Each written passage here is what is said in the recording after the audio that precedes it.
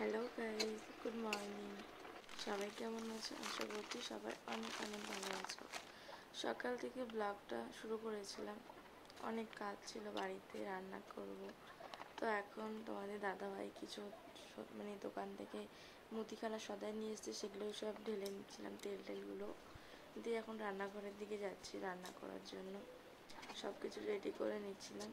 এখানে কড়াইটায় ধুয়ে বসাচ্ছিলাম, মাছ ভাজবো তার জন্য। আগে তো দেখতেই পেলে ভাত হয়ে গেছিলো। তো মাছ নিয়ে এসেছিলো, ভোলা মাছ। তো এখানে ভোলা মাছটা ভালো করে ধুয়ে পরিষ্কার করে অনেকগুলো মাছ এনেছিল।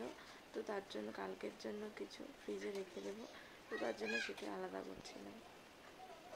তারপর এখানে সমস্তটা আলাদা করে ফ্রিজে রেখে এসে আমি এখানে কড়াইতে তেল দিয়ে দিয়েছি। এখন মাছ ভাজবো, তাই একটু আগে নুন হলুদটা ভালো করে মাখিয়ে নিচ্ছিলাম। দিয়ে এখানে আমি মাছ ভাজার জন্য কড়াইতে তেল গরম করে মাছ দিয়ে দিয়েছি। আর তরকারিটা করার জন্য এখানে একটা পেঁয়াজ কেটে নিচ্ছিলাম। দিয়ে এখানে মাছটা এক পিঠ হয়ে গেছে, আর একটু উল্টে দিচ্ছিলাম। দিয়ে এখানে একটু সর্ষে বেটে নিচ্ছিলাম, কারণ সর্ষে দিয়ে করবো। ভিডিওটা দেখতে থাকো, তাহলে বুঝতে পারবে। তো সর্ষে দিয়ে করবো।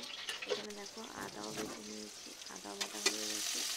এখন এখানে পেঁয়াজটা ভালো করে ভেজে নেব। তারপরে সব মশলা দিয়ে ভালো করে কষাতে হবে যতক্ষণ তেল না ছেড়ে যায়। তো আমার এখানে দেখো ভালো মতোই প্রায় হয়ে গেছে।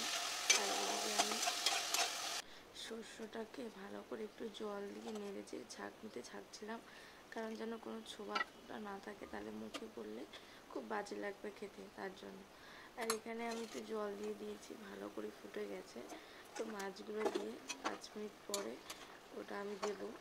ওখানে আমি তেল একটু কাঁচা সরষের তেল মিশিয়ে রেখেছিলাম, এই দুটো একসঙ্গে ফাটিয়ে রেখেছি।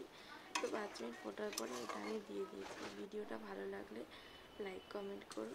টাটা সবাইকে।